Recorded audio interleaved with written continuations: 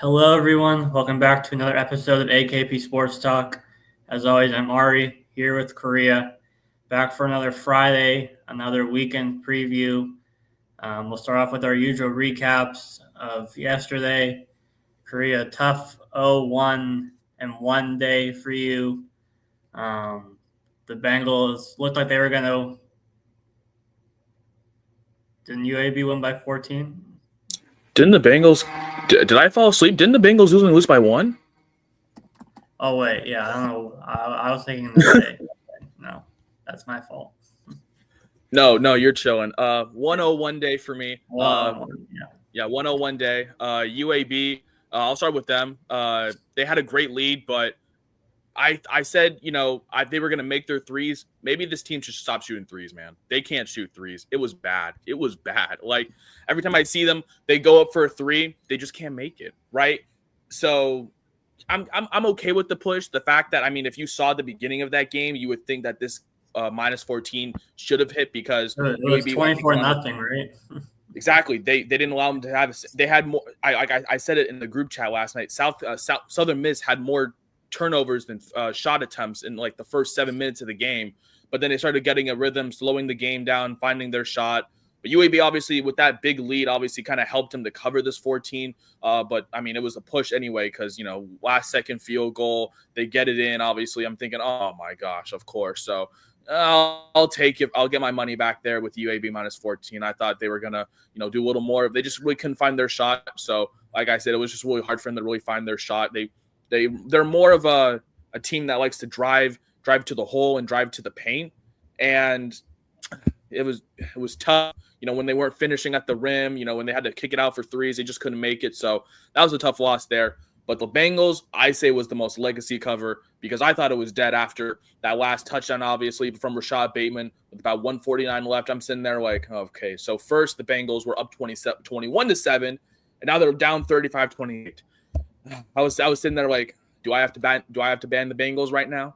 But they put the legacy cover on. Obviously, Jamar Chase with his Madden performance last night, last second touchdown, of course, for the cover, but they missed the 2-point conversion, obviously. And then, even more controversy on the 2-point conversion. There was a face mask call that was obviously missed. And then there was a potential defensive holding that was missed.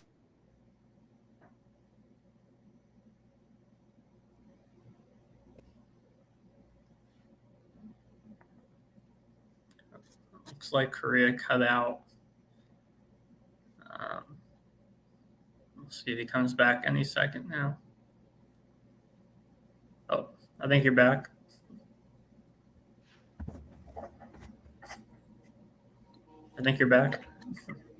My back. Okay, perfect.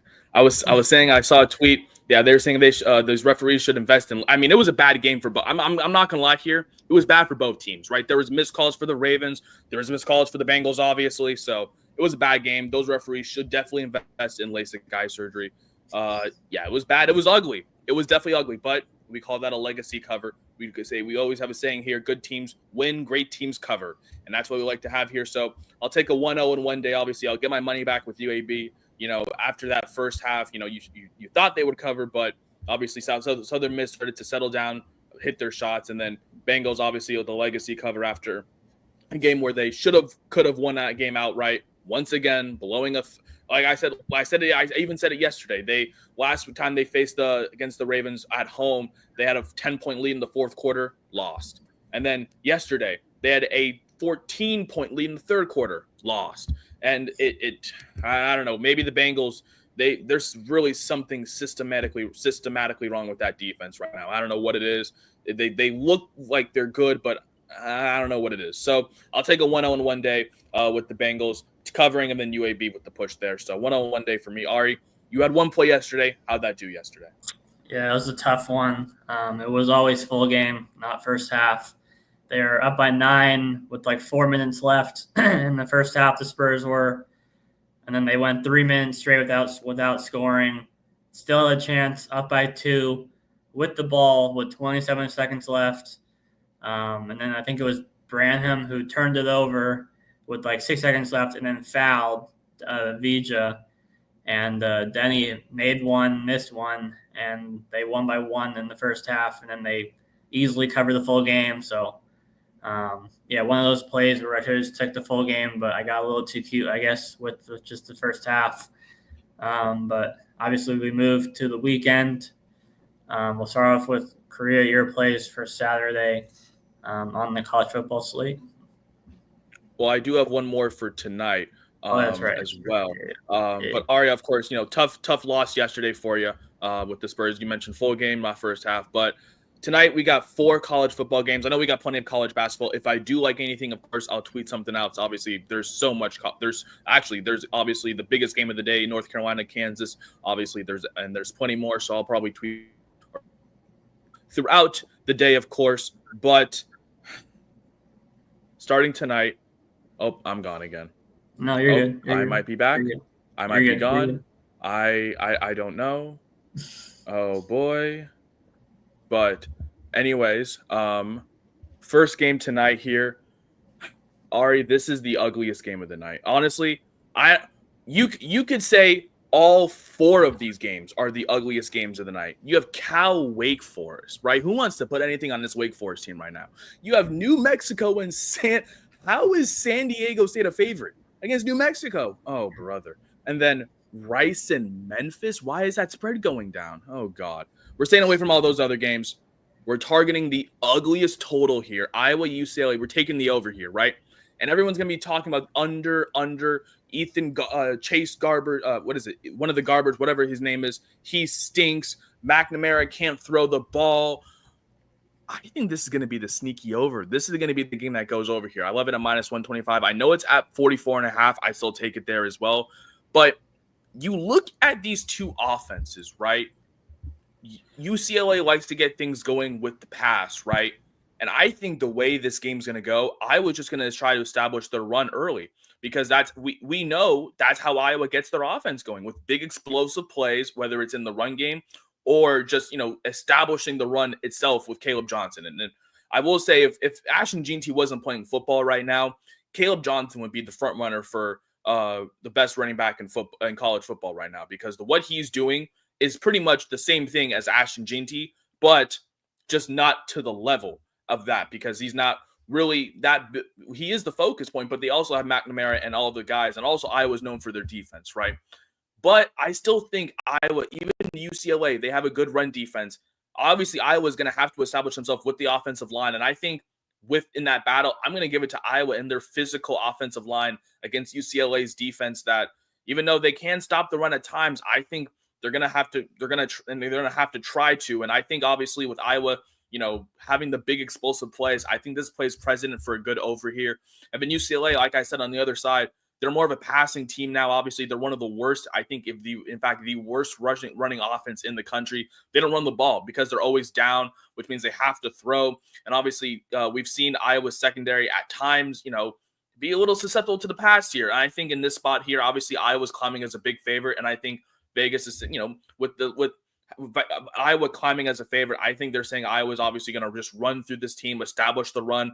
I don't know what Caleb Johnson's lines at in terms of touchdowns are, but and rushing yards, but I'm assuming it's up in the high 140s, 150s.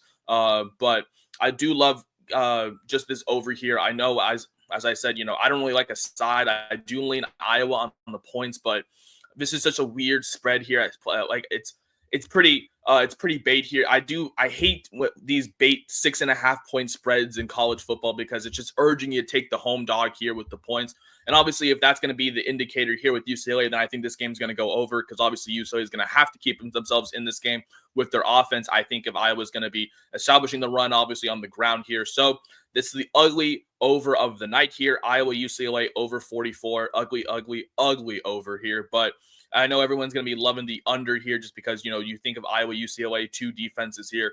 But I think with the matchups here, Iowa and their explosive offense, and then on the other side, UCLA and having to pass all the time because they're down so much. And, Garbers isn't that bad of a quarterback from what we've seen. I mean, I don't know how he's doing it. Ari, this man went into Rutgers. They made him look like prime Mahomes. This man went into Nebraska. He was looking like prime Peyton Manning. I don't know.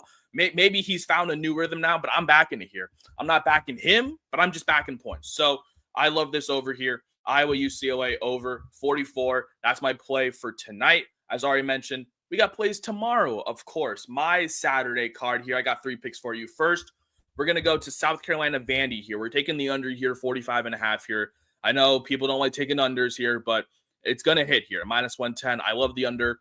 You look at these two teams, right, and everyone's talking about, Pavia and how he's going to be, and how everyone's talking about why the spread is so weird and how Vanderbilt's a home dog, even though they're better than South Carolina. But people say, oh, well, maybe it's because South Carolina's defense is better. But I'm just going to avoid either side here. I'm taking the total here. I think this game's going to go under.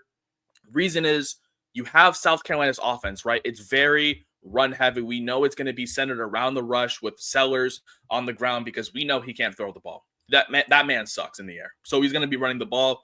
And then obviously they have Raheem Sanders as well in the backfield, which obviously plays president running clock. They're going to try to establish the run here.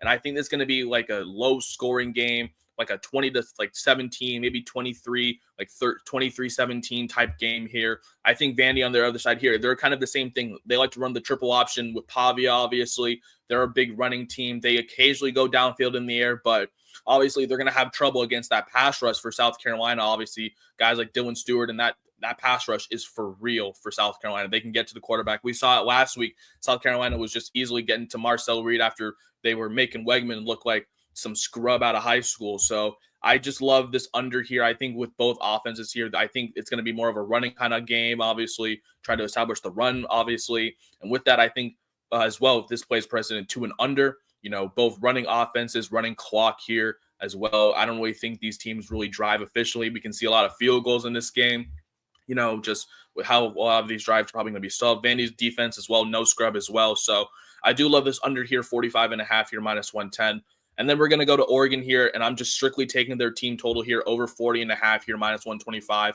I was looking at the spread here, but I don't like how that spread is just ridiculously high. It's already high in the high like mid-20s, and I think Oregon should not be that big of favorites at home. Obviously, Maryland, they're bad, but I think with Oregon here, I think it's just targeting the team total here. They're going to score points. Obviously, they don't have Tez Johnson, which is a little bit scary, but with Maryland, look, their offense is bad, right? It's very one-centric, very pass-heavy offense with Billy Edwards. And if I think we could see a potential pick six here because we know they're going to be throwing the ball so much. So I wouldn't be surprised if I sprinkle Oregon's defense for anytime touchdown tomorrow with just how much they throw the ball here. And I think it's going to be a really rude awakening for Billy Edwards here. I think he's just going to have to throw the ball here. And then obviously for the defensive side, Maryland secondary is not the greatest. We've seen them be susceptible at times, obviously in the run game as well. So I think Jordan James has a big day, as well as Dylan Gabriel potentially in the air and on the ground. We know Oregon, I think this might be just this might be the team this year. And I mean, with just how they look for real. I've been seeing all the videos of just how, they were doing the whole gladiator thing when they just silenced Michigan last week. And, we know Dan Lanning, they love scoring the points because you know why? Because they screwed me last week because I took Michigan. And you know what they did? They said, let's run up the score. So we know what Dan Lanning likes to do. They like to run up the score. So Dan Lanning, you like to run up the score? Why didn't you get 41 this week? I love Oregon team total over 40.5 points against Maryland at home. And then my final one, this is the hammer play, people. Ari, it sucks me to fade. It sucks when I have to fade Washington. I'm lying here. I love fading Washington. Penn State -13.5 here. Ari, we're going to go back to last week here, right? Ohio State, Penn State, right? Everyone's talking about Penn State was a dog, a popular home dog. They lose. People saying they should have won that game, and all that. I knew Penn State was going to lose this game, right? Because I knew who they were playing next week, right? And obviously, we know every time Ohio State beats Penn State, everyone's like, oh, Penn State sucks. Here we go. They're fraudulent. They're not good, right? But did you know Penn State historically is like 4-1 after against the spread after they play Ohio State the next week? It's crazy. They just love they love taking all their Ohio State frustrations on the team they play next week, right? They can't do anything against Ohio State. Whoever they play next week, it's BTA. So just so happens that it's against that team in Seattle. And Will Rogers, it's whiteout night. And if you know anything about whiteout night at Penn State, Ari, it's going to be loud. It's going to be loud. Jonah Coleman, I'm sorry. Will Rogers, I'm sorry. It is going to be a BTA. And on Monday, I'm going to get the belt and I'm going to show you what Penn State just did to Washington. They're going to be spanking them on the field. Penn State minus 13. You can watch the game live at Lincoln Square at IMAX. Oh, yeah, exactly. have a great front row view. Unfortunately, the Cougs play a little later, so I have to go home and watch that one. But I do love this one. Penn State minus 13.5. They're going to put BTA here. I was considering laddering this one, but I had to hold myself. I didn't want to be too tempted here with laddering this one, but I just think Penn State wins by two touchdowns here. Obviously, I think they try to establish the run game here. Obviously, UW better in the air, and we know UW obviously one of the better secondaries, and not the best secondary in the country. I think that means just UW is going to have trouble stopping Nick Singleton on the ground. We know Penn State likes to go to the ground, so I think Penn State, with their defense as well, one of the more physical defenses, I think UW is probably will be facing, if not the best defense, I think the entire season. And I think it's going to be a rude awakening for them off the bye as well. So I'm just backing Penn State here minus 13.5. So those are my 3 picks for this weekend here for Saturday. South Carolina Vandy under 45.5, Oregon team total over 40.5, and then Penn State minus 13.5. That's my hammer play of the weekend there. Ari, what do you like for this Saturday slate here? Yeah, 3 plays for me as well. Starting off with the game of probably the weekend, Alabama, LSU. I think both teams are coming off their bye, if I believe I saw correctly. Alabama, they crushed Missouri before their bye, but the 3 games before that were all kind of sketchy games for them. And then LSU is coming off the loss against A&M, so both teams are kind of coming in. I mean, Alabama's coming off a blowout win, but still, the past month they have not looked like the usual Bama we're used to. And then LSU was rolling before they lost to A&M. This is really just me still being a believer in Alabama and what they're capable of, and better quarterback, better defense, better offense. So, I mean, I think them being this big of a favorite on the road in of itself, I think says something. So I'm just taking Bama to continue where they left off before their bye week, when they think it was 30-0 over Missouri in that game. So I think they're going to continue where they left off. And, I'm not saying to win by 30, obviously, but I think they're going to win pretty comfortably still by, 7-10 or something like that. So give me Bama to cover on the road at LSU, and probably the game of the weekend. And then we're going to what feels like the team of destiny this year in Miami, who's still undefeated. They were struggling with Duke in the first half last week before they literally took over the game in the second half and won easily. Facing a Georgia Tech team that's really struggled offensively the past couple of weeks. I think they scored I was looking it up. I think they scored like 19 points total the past 2 games. And so I think this is really just backing Miami's offense. I want to avoid any sort of backdoor thing, which I know, against like the Spurs, it backfired with me just taking the first half. Other times it's worked taking the first half. So I'm just taking the first half here for Miami, just to be up by at least a touchdown in the first half against Georgia Tech.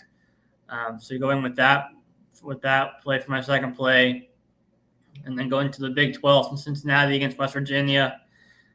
Really just fading the secondary for West Virginia against Brendan Sorsby.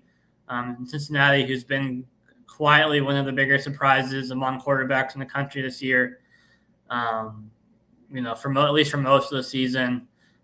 So just backing Cincinnati's offense. I think I kind of like the over as well. I think West Virginia is going to put up a fight scoring-wise, but I still think Cincinnati is going to win by at least 5-7 at least, and cover the 3.5. They're also, they're coming off their bye and the tough loss at Colorado, where they were kind of in the game until the last few minutes, and then Colorado scored late to win by 11. But the game was closer than what the fast forward would suggest. So taking them also off their bye to cover. So 2 teams off their bye they cover, in Bama and Cincinnati.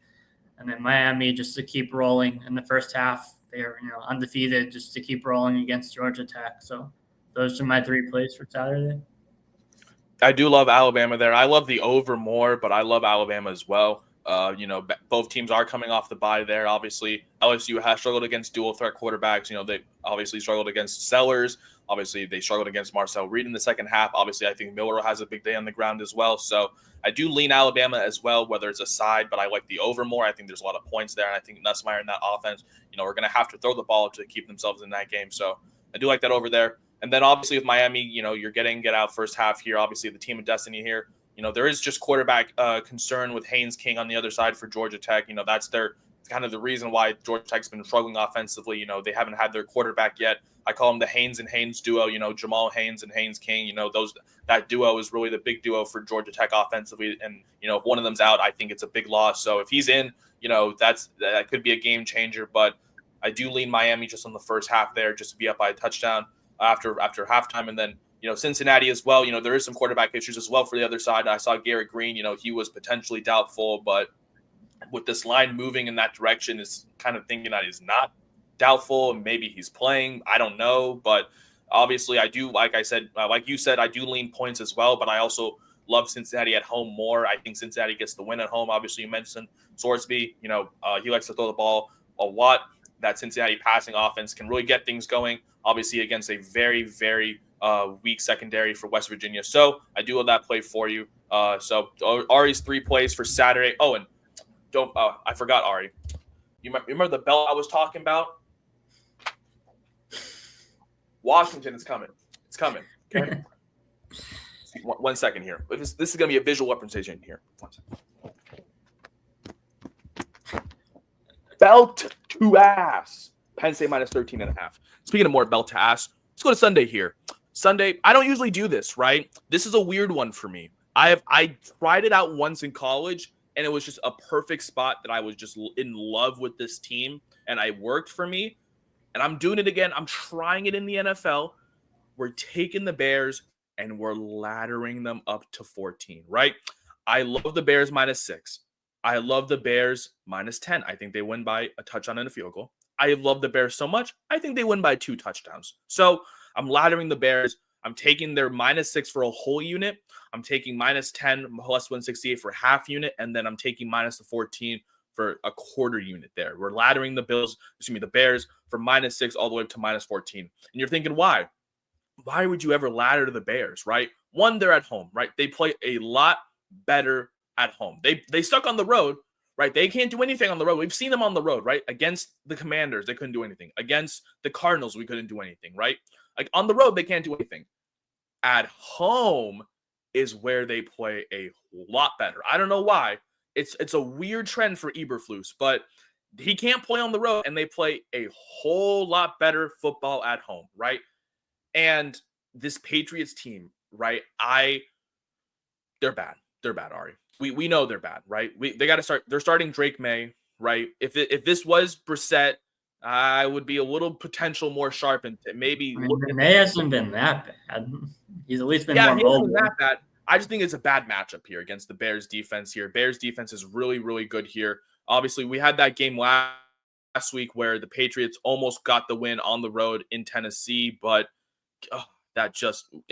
first of all, Tennessee should not have allowed that touchdown to happen. They should have sacked him when they had the chance because Drake May was running all over the place and he got the miraculous. So that shouldn't have happened in the first place. So the Titans should have won that game by a touchdown. But obviously they had to go to overtime and had all the theatrics and all the drama that, came on of it. But you know what? I'm just going to fade them in this spot here. I love the Bears here. minus 6. I love them so much. Like I said, I'm going to lather them up all the way to 14. The Bears offense plays so much better at home for some reason. The Bears defense, obviously one of the better defenses in the league, obviously with how well they can stop the quarterback here. I'm just going to back the Bears here just to cover all the way up from 6 all the way up to 14 here. Like I said, I tried this in the end with college. It was USC against Rutgers, and I laddered that, and that did work. So I said, you know what? I'll try it in a big spot here that I love. I'm fading the Patriots. I'm fading the fuck out of the Patriots for one reason here, because of the fact that it's a bad spot. They shouldn't have even kept that game close last week with that touchdown. But The Titans, my God. The Titans are a football team. My goodness. And then I just love backing the Bears at home. So I said, you know what? Let's try this. Let's see how it goes. I'm gonna ladder the Bears. There's not a lot I like in football this weekend for the NFL slate, as Ari and I were talking about before. So I'm just gonna ladder the Bears here all the way up from 6 to -14 here. Minus 110 for a unit, minus plus 168 for half unit, and then plus 268 for a quarter unit there. So that's my first play there. And then we're going to go to the Broncos game. I love this first half under here. Broncos Chiefs first half under 20.5 minus 112. I think it's going to be a low scoring game here. I think it's going to be a really close chess match between these two. I think the Broncos could potentially be live dogs. I'm not going to say nothing here, but I think the Broncos could potentially make this game interesting. We know the Chiefs, right? It's looking like they're getting more and more lucky by the week, right? Last week we saw, why doesn't Todd Bowles go for 2 against an undefeated team? They settle for the tie. They get the coin toss. They drive down. Baker doesn't even get a chance, right? Luck just keeps going in their way, right? The luck has to run out sometime. I'm not saying it runs out this week, but that luck is running thin for the Kansas City Chiefs. And I think they're going to be playing, against a Broncos team. We know this is obviously a divisional game. I think they keep this game close here with their defense. We know the Broncos defense, one of the better secondaries in the league, obviously with Surtain, obviously as well. I think with the history between these two teams, I think we know that this game is going to be very low scoring. Want to back, I think it's going to be first half here. Maybe the Chiefs are up by 3. But I think I'm just more backing, not that many points here, if it's 0-0, then I'm smiling a lot, of course. But I think this is just going to be a low scoring half. I think the Chiefs, obviously, they're going to try to get things going with the running game a lot more, because I don't know if they're going to be testing the air after, especially it was just more of a matchup advantage last week. I don't know if they have that matchup advantage this week against the Broncos secondary. So I think that's going to be more of a run heavy game for maybe Kareem Hunt on the ground. And then obviously for the Broncos, I think they're obviously going to try to go in the air. We know the Chiefs defense and Steve Spagnuolo is always going to plan something up for the opposing offenses. So I do love backing Spagnuolo anyway. So I'm back in the first half under here. Like I said, just both teams to really get off to a slow start here. So first half under 20.5 in the Broncos Chiefs game. And then final game of the weekend here, taking the Colts plus the 4 here at home minus 112. I love taking home dogs. I think the Colts could potentially win this game. I would not be surprised if the Colts do win this game. I may sprinkle the Colts money line, but I don't want to say that's a great bet for me. I'm just going to take the points here plus the 4 here. I'm more confident in the Colts just to cover than the Colts obviously to win this game. I love the Colts here just to cover here. I know people are thinking, "Oh my God, why are you taking the Colts? They just lost Joe Flacco. That man's almost ancient." Look, I think the way this Colts defense has been playing recently, they've been starting to play a lot better. Right. And I think they could really bring some trouble for the Bills, who have been steamrolling everyone. Right. Bills are free, only -4. This team's been steamrolling everybody. Oh, I bet they got to play, obviously, a Colts team who we know can make things interesting. Right. We saw that game last week against the Vikings on the road where they made things interesting a little bit. But obviously the Vikings did get the win. We saw Joe Flacco. They didn't really get their offense going. I think against a better matchup here against the Bills defense, where they've looked good at times, but, with that pass rush for the Bills, that could be the big difference. But I'm betting on the Colts just to keep this game interesting within the field goal there. Like I said, the Colts could be live dogs. I think this is a game where the Bills could just drop. Obviously, we know how the Bills have just been on a roll recently. And I think this is a game where they could stumble a little bit against a defense that has been playing really well recently, in this Colts defense that gave Sam Darnold some trouble last week. So I'm going to take the Colts there plus the 4 at home. So those are my 3 plays there. The Colts as home dogs there. I'm taking them plus the 4. I'm taking the Broncos Chiefs, and I'm taking the first half under 20.5. And then my latter play this is the second time I've ever doing this, so I'm giving it out for the first time. I almost said USC because I was doing it last time. I'm taking the Bears there against the Patriots at home in Chicago. I like the regular line at 6. I'm taking it up to 10, and I'm taking it up to 14, laddering all the way up there. Like I said, minus 110, 1 unit, and then plus 168. That's half unit, and then plus 268. That's a quarter unit. So those are my 3 plays for Sunday. Ari, what do you like? I know it's an interesting slate. What do you like? Yeah, like you said, it was tough for me to even find two plays I liked, but I was able to, do so. Starting off with the Bucks plus 6.5 against the 49ers. I kind of liked points as well, but I decided to stick just with the Bucks against the spread. I think it's the exact same spread as they were against Kansas City, if I'm not mistaken, last week. Um, I think Kansas City was, I think, 9.5 point were they? favorites. Maybe it was early in the week that they were. So I think they were at least early in the week. They were like, or maybe it was 7 early in the week, and it went up. Yeah, okay. Yeah, I think they did close closer to 9.5 or 9. But still, even I guess the way the game played out, it felt like they were like 7 points to how the game played out. And even though the Bucks are without Evans and Godwin, there's Baker still doing what he can with his weapons on the field. Um, 49ers off a bye week. Historically, Kyle Shanahan is good off the bye week, so that is my concern with this play. They're going to get McCaffrey back, I would assume, in some sort of limited fashion. I would think he's not going to see like 20 carries right away his first game back. Um, I'm mostly banking on the Bucks to score in this game to keep it close. I don't think they're not going to like shut down, the 49ers offense. They do have the pass rush to potentially, pressure Purdy and force him into a turnover too. So that could be a difference as well, in terms of covering the spread. But I'm really just banking on Baker to do what he's been doing the past couple of weeks, even without Evans and Godwin. That's, still find ways to find Otten. I think they're going to get McMillan back potentially this week.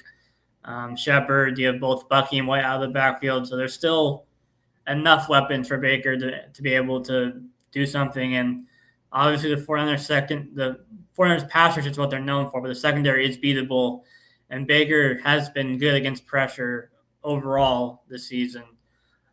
So I'm really just banking on Baker just to keep his gritty play up, so to speak, and I'm just kind of keep it within a one-score game, or hopefully, I guess one score could be 7 points, but less than 7 points, obviously, and then go into just a gross kind of under in the Falcons Saints divisional under.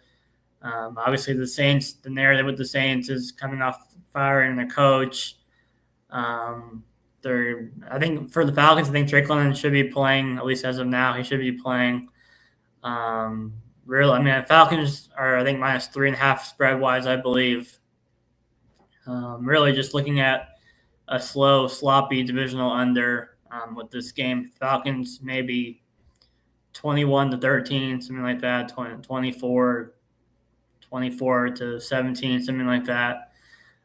So really just backing a divisional under with this game.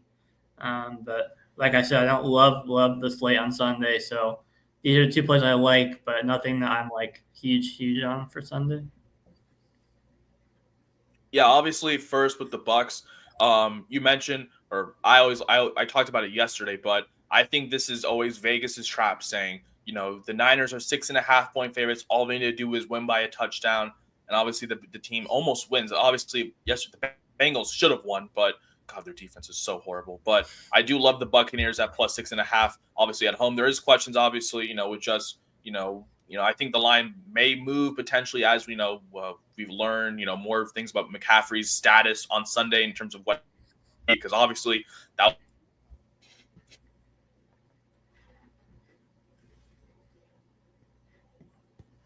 Did we lose him?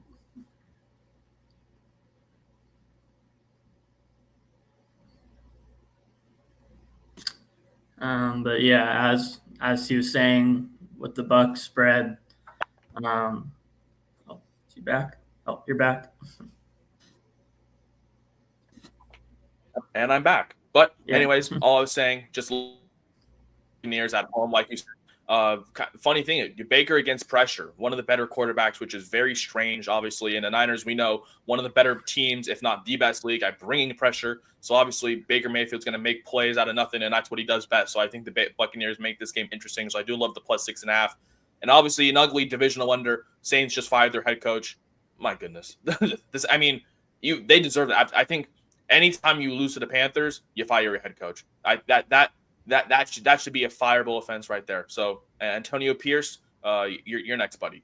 But I do love this under here between the Falcons and Saints. I like you said, just kind of backing both teams, in terms of defenses here. You mentioned, the Falcons, they're getting Drake London potentially, but he's still going to be banged up as well. Then you mentioned the Saints, just obviously they just lost to the Panthers. Their offense is, still not the greatest right now. And obviously they just lost Olave as well. So they just lost their deep threat in terms of their passing offense. And I know Shaheed is still on IR. So, they're losing their receiving options as well. So I do think this game goes under as well. Like a 20-13 or like 23-13 type of game here. Just kind of ugly game there in the Bayou. So I do love those two plays from you, Ari. Like you said, very small slate that you like. So I'm glad you found two winners there. So recapping the entire weekend, going back to today here, obviously just the Iowa UCLA ugly over of the day, over 44 minus 125. Like I said, I like it all the way up to 44.5 as well. And then my three plays for Saturday, going with South Carolina Vanderbilt under 45.5, Oregon team total over 40.5, Penn State to put belt to ass on UW minus a 13.5 on Saturday. Going to, Ari's Saturday plays. I'm so sorry, Ari. I completely forgot about yours. Alabama minus a 2.5. Like we said, fading. He got his one win, obviously, Ole Miss, but I think against dual threat quarterbacks, LSU does not really know how to defend. Do love that play from you. The Miami first half there, I do love this Miami team in the first half here. Georgia Tech,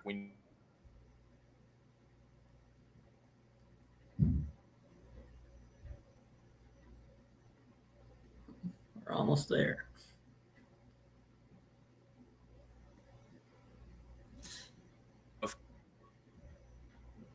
Yep. You're cutting out Korea.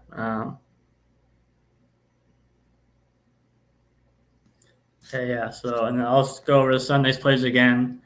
Korea is on the Colts +4. The Broncos Chiefs first half under 20.5. And then he's lathering the Bears -6, -10, and -14.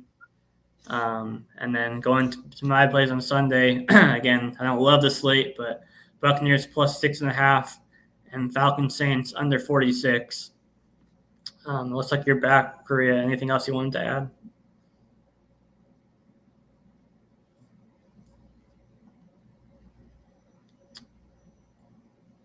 Okay, I think. Can you see me? Am I back? Okay, yeah, you're good. I think.